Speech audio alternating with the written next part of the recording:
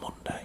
I like to talk football on a Monday on this channel. And what a big weekend of football we just had. We had Man City dropping points for the second time this season. We had Tottenham getting battered despite a brilliant first half performance. We had proof that Ronaldo will need to be shot or decapitated to get a penalty. I mean, literally, what the hell this lad has to do to get a penalty given for him, I do not know. I definitely think there is a bias towards other teams against Man United this season. We also had Arsenal get another win, their second win in 2 games. Liverpool won again, fair play to them. And yeah, let's get into it. Let's have a little talk. On a weekend when Messi has failed to score again for PSG. I mean, I thought, he's going to PSG for the obviously for the money, clearly, but for the fact that it's an easy life. You know, he's going to have it nice and easy. He's going to get 50 goals a season. He hasn't got one yet. PSG came back last night. They took the lead 1-0, and then it was 1-1 with an equaliser through for Lyon. And then Icardi came on for Messi in the 82nd or 83rd minute and won the game in the 93rd minute. But the fact that Messi isn't getting goals, I'd be quite concerned. Neymar scored Lyon's first goal. PSG's first goal last night. Anyways, let's get back to Premier League, which babbling on here about other matches. So, the Premier League started on Friday night this weekend with Newcastle against Leeds at St James's Park. We had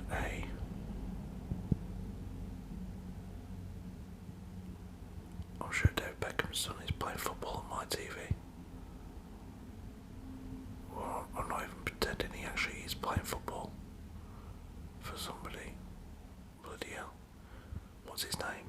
Something Beckham. I forget now. That's crazy.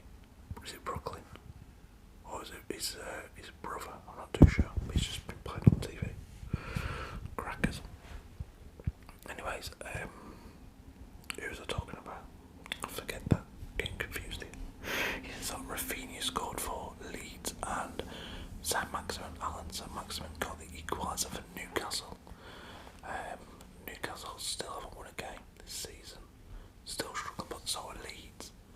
I mean, Leeds United aren't doing brilliant, are they? Under Marcelo, look at the floor.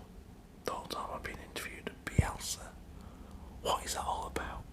Like, literally, if I was his wife or his kid or whatever, like, Dad, or right, Mark, you're trying to have a chat with him, and he's just looking at the floor like, yes, you can have your pocket money this week, but no, I cannot look at you. It's so annoying. I mean, I'm not a Leeds fan, so it doesn't affect me personally, but just, it's obviously just something he feels comfortable doing over the years, but there must be something really bloody interesting on the floor. I mean, you try looking at the floor for like 5 minutes, it's so bloody boring. Anyways, Newcastle won, Leeds won, but not a really good point for either team because Leeds would have looked at that and thought, yeah, but we'll get a win here. Newcastle fans would have thought, well, I thought we can get our first win of the season against a average Leeds United defence. Neither of them got the win, so not a good result for either team. Saturday lunchtime we had Wolves against Brentford. Now I watched this game. Wolves started brilliant. Their first 15-20 minutes, Wolves were doing really well without having any clear-cut chances. And then it was like Brentford's like, yeah, I don't care, we're going to beat you now. They had 2 goals disallowed, and then they went and scored 2 goals.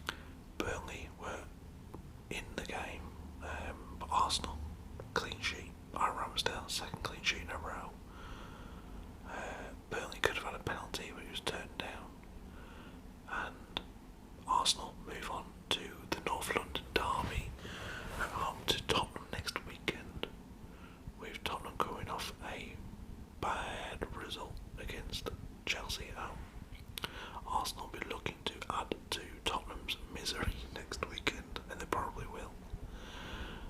We had Liverpool beating Palace 3-0. Palace obviously beat Tottenham last weekend 2-0, and Liverpool at home. It took them till near the end of the first half to get the breakthrough, but once they did, there's no looking back, and they won the game 3-0. Mane, Salah, and a great goal from Naby Keita took it really well. Man City, Southampton. Now, I do not get this, okay, so I watched the highlights. I'd heard the big hoopla about a penalty not being given, so I watched it on Match of the Day. And Kyle Walker clearly does not get his foot on the ball. I mean, it was Stuart Armstrong, he's free for Southampton, and Kyle Walker puts his leg around Armstrong's, trips him over, doesn't touch the ball, and a penalty was given, a red card was given. Man City are about to go behind. The ref gets called over to look at the cameras and all that crap, the VAR footage. And it's like, yep, obviously I can't give a penalty against Man City. If they go and lose, that'll be terrible. And he over him wrong. He just changed the decision. No red card, no penalty. Absolutely bloody bonkers. I did not understand that at all. Man City couldn't find a way through though. Southampton played really well and got the point, a 0-0 draw in that game. They made Norwich at home to Watford. A game I backed Norwich to win or draw, and they lost 3-1. Yep. Dennis got the first goal for Watford. Pookie got an equaliser before 2 goals for Ismail Assar.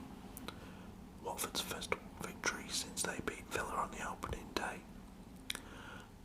Talking about Villa, I watched the second half of Villa against Everton, and Villa wiped the floor of Everton.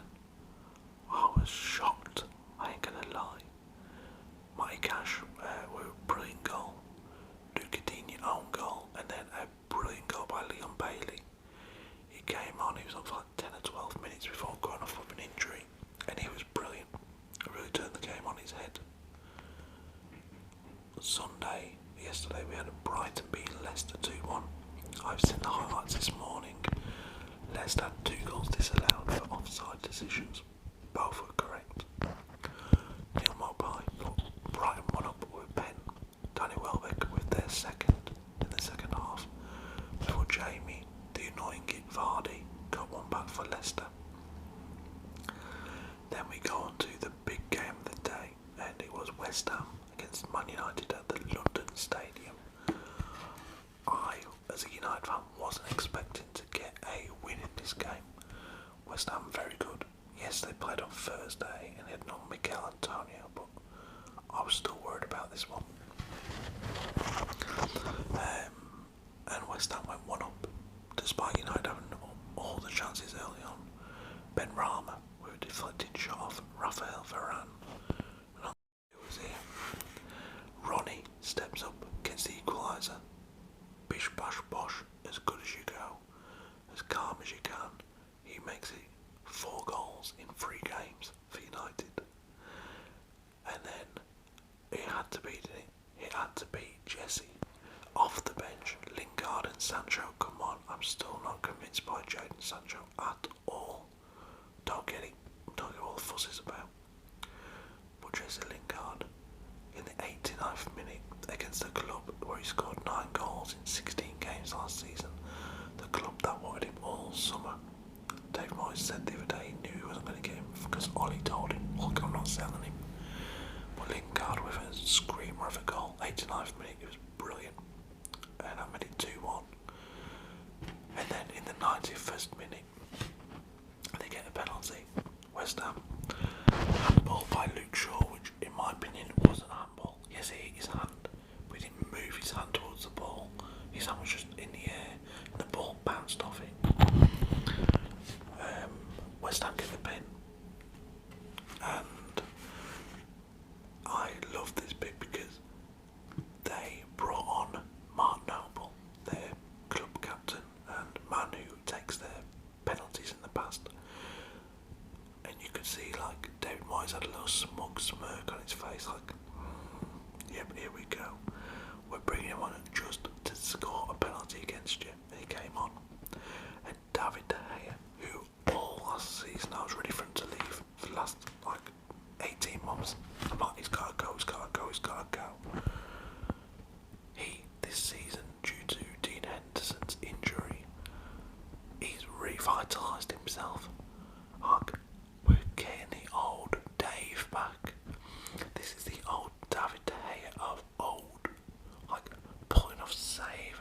save, brilliant saves, easy saves, great saves, crap saves. He's making them all.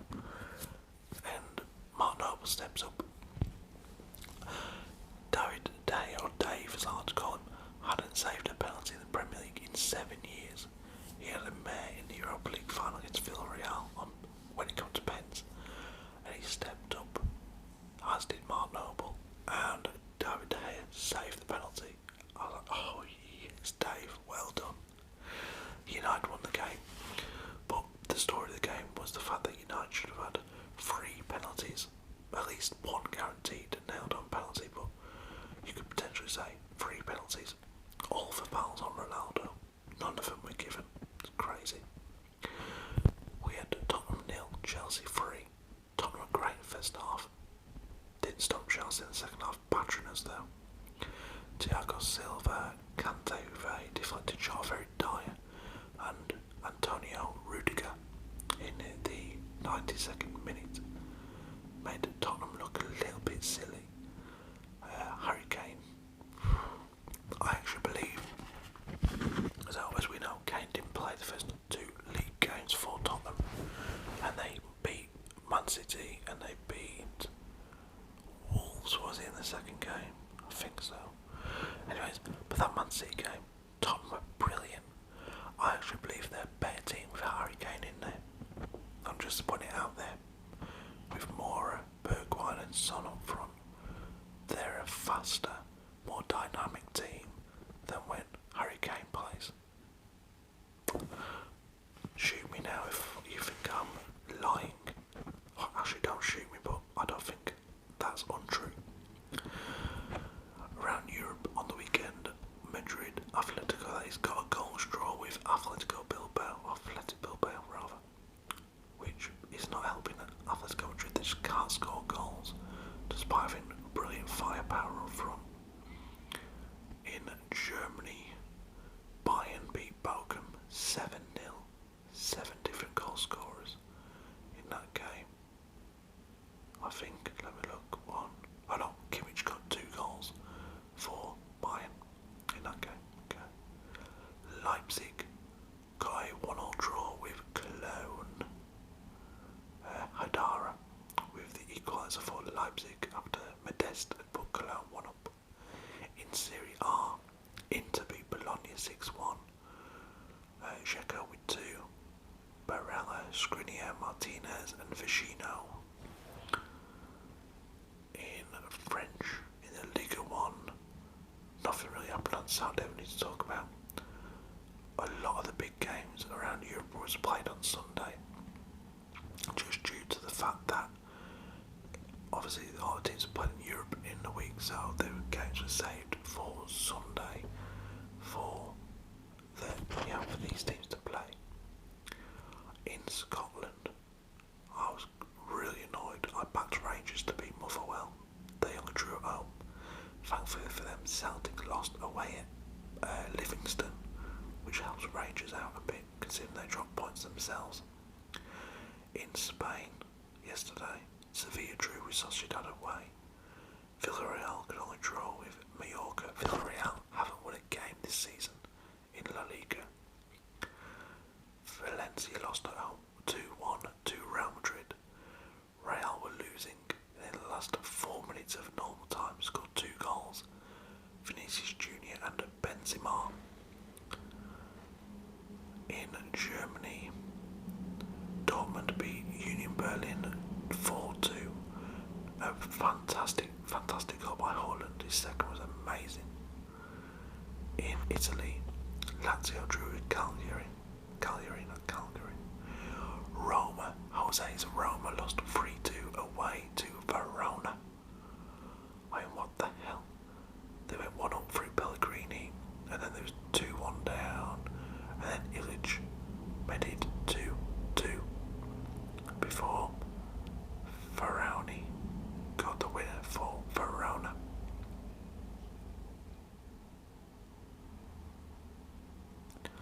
So I gotta see if my phone's doing something here. Bloody hell, the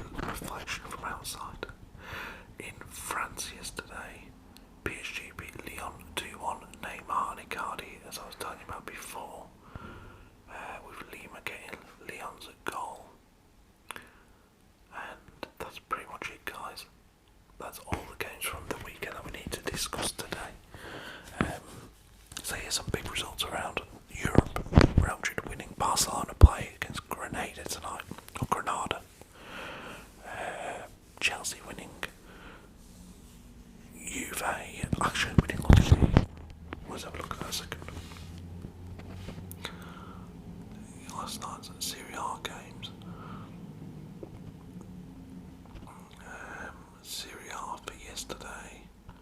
Juve 1-0 draw with Atletico with AC Milan, my bad. Morata put Juve up on 4 minutes before Ante Rebic got the equaliser for AC on the 76th minute. In around Europe, the tables look like this. Let's have a look. La Liga.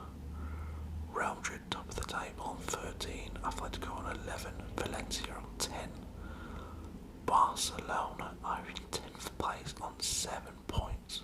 Wow, already 6 points behind Real, but they do play tonight. Barcelona. In Germany, Bayern on 13, Wolfsburg 13, Dortmund on 12, and Italy, Inter on 10, AC on 10, Napoli 9, Roma 9, Juve are... Sorry guys, we just had a power cut. Anyways, that's the video done. Hope you enjoyed it. Hit the thumbs up, subscribe and comment below. How is your team